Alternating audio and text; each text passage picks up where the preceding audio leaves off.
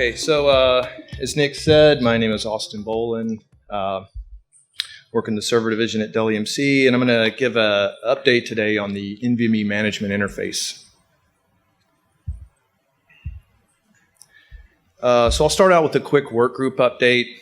The next few items, the management fundamentals and the 1.0 and 1.1 material has been covered in quite a bit of detail before. So I'll just do a quick high-level overview of those. But for those that are interested in more detail on those topics, put some links at the end of this presentation where you can get that. The main new thing that's in here are the new features that we're working on for the upcoming 1.2 version of the MI specification. And so we'll dive a little bit deeper into those features. So here we just have an overview of the NVMe Express organization. It's comprised of a board of directors and a variety of different work groups that work on various NVMe related topics. This presentation is focused on the management interface work group shown there in the center. And this work group is responsible for developing and publishing the NVMe management interface specification. And this specification, you can really think of it as a companion spec to the NVMe base spec, but it's really focused more on the systems management related topics, whereas the base spec put out by the technical work group is more focused on the I/O protocol. And here we have the latest roadmap for all the specifications put out by NVMe. On the bottom row here, we have the MI specification timeline. We put out the first revision 1.0 back several years ago. That 1.0A spec that came out a couple of years ago, that didn't add any new features or anything. It just fixed some errata that was in the 1.0 spec. The most recent development we have here is that we released the MI 1.1 spec back in April of this year. And we've begun work already on the 1.2 specification. And I don't have a target release date for that spec up here, but I'd expect it to come out sometime in the next year and a half. Now, before I get into the spec features, just want to do a quick recap on what management is, why it's important. So we have the management fundamentals listed here. On the left, we have the four main pillars of systems management, which include inventorying. So this involves the ability to discover systems in a data center, discover the components within the system, and be able to tell what type of devices they are, what their feature sets and capabilities are, and so forth. Next, we have configuration. This involves being able to modify configurable options on a component or perform various operations. So for NVMe, this might include things like creating namespaces or formatting the drive or securely erasing the drive. We also have monitoring. There's lots of things you can monitor on NVMe devices. You can monitor its health to see if there's been any errors. You can monitor its temperature, power consumption, performance, NAND wear out, etc. And then the final pillar is change management. The main thing from change management that impacts NVMe would be the firmware updates, which are important to make sure you get the latest bug fixes and security patches and performance improvements. And then on the right, we have a bunch of operational times when we want to be able to perform these management operations. Deployment, pre-OS, runtime, aux power, and decommissioning. Basically the full life cycle of the system. And generally, we want to be able to perform all of these pillars of systems management across all of these operational times. The one exception here might be aux power. You're kind of limited with what you can do when you only have aux power available. And so typically you'd only see the inventorying type operations being done there. So why is manageability important? Well, manageability is one of the key components of RASM. which I'm sure everybody's heard of, reliability, availability, serviceability, and manageability. And these just describe characteristics of a computer system that are really just meant to lower the total cost of ownership for the consumer. One of the key items here is availability, just meaning the system is up and running and able to perform its tasks. And this is a key one because system downtime and data center outages are so expensive. We also have reliability. Obviously, the more reliable your computer systems are and the components within them are, the better your availability will be. Now, if something does go wrong and something fails and you need to replace parts or you need to upgrade a system, then having good serviceability will allow you to do that efficiently. And manageability kind of really ties all of this together. You can monitor the systems and the components to see how reliable they are. You can monitor the health of the systems and components, and if they have a problem, you can detect that and report it to the user so that they can service it and get it back up and running quickly. You can also make sure that you roll out all the latest software and firmware updates so that you're not having any unexpected downtime due to bugs or security holes and things like that. So in summary, server customers demand good manageability features along with all the other RASM features, and they're willing to pay extra for good management suites and utilities because they know it's going to save them money in the long run. Okay, so onto the 1.0 and 1.1 recap. In 1.0, we're mainly focused on doing out-of-band management. So this is the ability to perform the management operations independent of the host operating system. Typically, this would be done by a baseboard management controller or a BMC, as shown here on the right.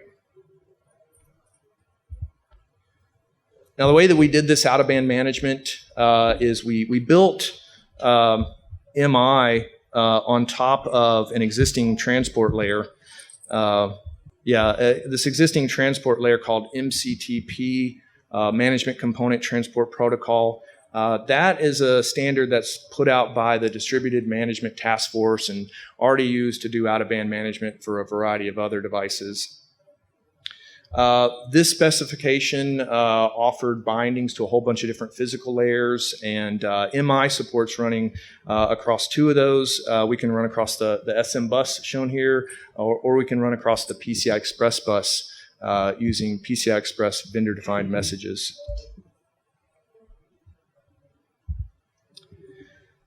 Now in 1.1, we added the ability to send MI commands in-band in addition to being able to send them out-of-band. That in-band data path is shown over here on the left in red. And that gives you the ability for the host operating system or management applications within the host operating system to send these MI commands to an NVMe device that were previously only available out-of-band from a BMC.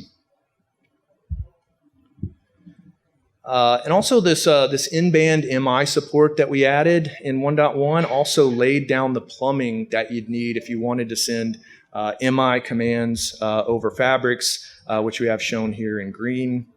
And in 1.2, we're going to be adding a new feature that takes advantage of that, and I'll talk about that a little bit later on.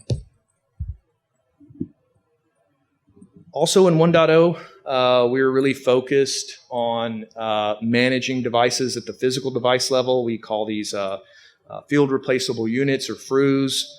We have a couple of examples here. On the left is a NVMe drive and a PCI Express add-in card form factor. And on the right is a dual-ported U.2 drive. One thing to note was that in 1.0, we could manage devices that had some complexity. So if they had multiple controllers or multiple namespaces per controller, but we were limited to managing things that only had a single NVM subsystem. And so in 1.1, we expanded. We added support for more complex types of devices. We added support for devices with multiple subsystems, for instance. We added support for devices with complex topologies like PCI switches and SM bus muxes, and so we have an example of those kind of things here in the center. We also added support for carrier cards, as shown here on the left. These carrier cards could have expansion slots, and you could actually plug other devices into them. We added support for devices that had bifurcated PCIe lanes. So this Facebook adapter is a good example of that. It's a by16 add-in card, but it actually gets split up into 4 different by4 PCIe links, each with its own M.2 module connected to it. Another thing we added in 1.1 was the ability to do NVMe enclosure management. An NVMe enclosure is a platform that houses NVMe storage devices, but it also includes a lot of enclosure elements needed to support those devices. Shown on the right, things like power supplies, fans, temp sensors, LEDs, and so forth. And we already had the ability to manage the NVMe storage devices in an enclosure, but the enclosure management gives us this ability to manage the enclosure itself, along with all these enclosure elements. And it turns out these enclosure elements that you'd find in an NVMe enclosure, they're really the same as what you'd find in a SCSI enclosure. And so as such, we leveraged SCSI Enclosure Services, or SES, and that's an existing industry standard put out by the T10 organization and used today for SCSI enclosure management. Another thing we did in 1.1 was we formally deprecated the basic management command. This was something, it started out as a standalone white paper that was really meant as a stopgap until we got the MI spec out. Once we put out the MI spec, this was included as an informative appendix, but we're not really doing any updates to this command or making any enhancements to it, and so we're just recommending that if anyone's using it to look at transitioning over to the standard MI protocol, which offers similar functionality. Okay, so on to 1.2. So as I mentioned, we're currently developing the 1.2 spec now. We'll be looking at doing a few routine maintenance updates. So we'll be looking to sync up to the latest NVMe Express base specification. Currently that's at 1.4. We'll go through and fix any errata that have been found since we released the 1.1 spec. And there's a variety of new features we're working on, and we'll look to get better industry alignment with some of the other storage management bodies out there. And I'll talk more about both of those in the coming slides. So one of the new features we're adding in 1.2 expands upon an existing feature we call host metadata, which allows a host to store information about itself on an NVMe drive for later retrieval. We've added several new pieces of information that the host can store about itself, as shown in the blue text on the right, things like the system product name and the processor models. We also added the ability for the host to write a host-determined failure record to the device. So if the host detects something wrong, it can write what it saw wrong to the device. We also added the ability to log this data persistently across power cycles, and so that way if you had a drive that got returned, you could use it for failure analysis. It's quite handy to know the operating environment that a device was in when you're trying to troubleshoot it. And then obviously the host-determined failure record will tell you exactly what the host thought was wrong.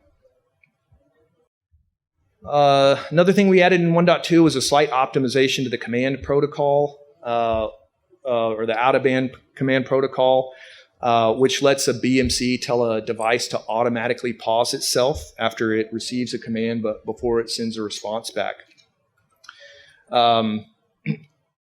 This saves time, a little bit of time, so the BMC doesn't have to send an additional command to pause the device. And this can be useful if you're issuing a bunch of long-running commands to devices in a system with an SM bus multiplexer. So rather than issuing a long-running command and having to sit there and wait for the response, you can take one pass and just issue a command to each drive and have it pause itself and process the command in the background. And then you can come back later once they've finished and do another sweep and collect all the responses. Another new feature in 1.2 is we're increasing the size of the vital product data from 256 bytes to 4 kilobytes. The vital product data contains information that describes the NVMe storage devices, and it describes the topology. And as I mentioned in 1.1, we added support for more complex types of devices. And so if you had a device with really complex topology, you may need more than 256 bytes of VPD to describe it. Now, as also mentioned, back in 1.1, we laid down that plumbing so that we could send MI commands over NVMe over fabrics. And in 1.2, we'll be adding a new feature that takes advantage of that. It would allow someone to come in and connect to and provision an NVMe over fabrics connected box. So say like a JBOF, for instance, or what we call here a base NVMe subsystem. And in order to provision it, there will be some new MI commands that would allow you to go in and discover all the back-end storage in the platform, which gets bubbled up into a construct we call a base namespaces. It also let you find all the physical fabrics ports in the box, whether they be Ethernet or Fiber Channel or InfiniBand. You would then be able to provision these base namespaces into what we're calling exported logical NVMe subsystems, and then you'd be able to expose those NVMe subsystems over specified fabric ports. And finally, there'd be some access control mechanisms that would let you go in there and specify which hosts have access to which of these exported logical NVMe subsystems. We also announced a three-way alliance with DMTF and SNIA to make sure we have a more holistic storage management experience with the standards published by those bodies like Redfish and Swordfish. So one thing we'll be looking to do is updating the Redfish and Swordfish models with any new features from NVMe if necessary. And we're also looking to create some white papers that would show how you would convert from Redfish or Swordfish to MI and back again. All right, so in summary, MI compliant drives and systems are available for purchase in the marketplace today from a variety of vendors. The 1.1 spec was just released a few months ago. I'd expect to see products that adhere to that spec showing up imminently. 1.2 development is underway, and if there's any new features you need in MI, now's a great time to bring them up to the work group. And so with that, turn it back over to Nick. Thank you.